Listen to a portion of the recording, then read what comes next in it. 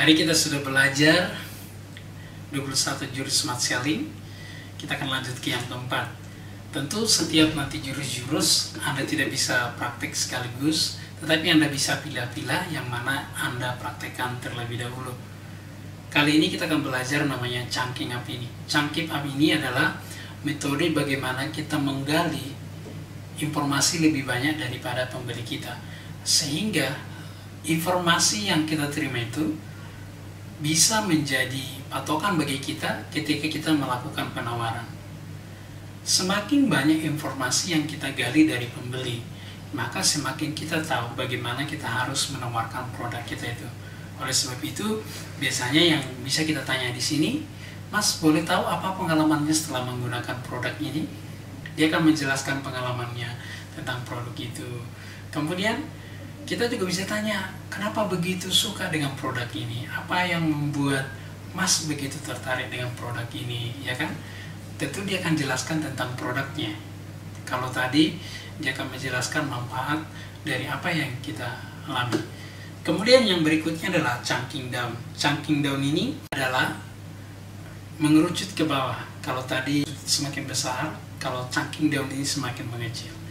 Sebenarnya apa yang pertama kali membuat Mas suka dengan produk ini, ya kan? Jadi udah pertama kali, semakin hanya pertama kali. Kalau tadi kan secara keseluruhan, ya kan? Dia kan pertama kali saya suka produk ini karena sudah terbukti.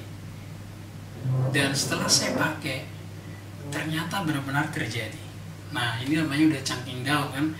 Oh, hari itu beli berapa produknya Mas? Nah, ini udah chunking down. Jadi dari chunking up kita membuat lebih jelas. Kemudian dari chunking down kita perkecil, semakin mengerucut sehingga memimpin kepada closing. Yang berikutnya adalah kita belajar tentang reframing. Reframing ini sangat penting. Reframing adalah salah satu jurus yang sering saya pakai ketika orang keberatan dengan saya. Misalnya orang berkata, Pak, kok jualannya mahal? Maka saya akan reframe. Sebenarnya sangat terjangkau. Karena manfaatnya seperti ini, faedahnya seperti ini.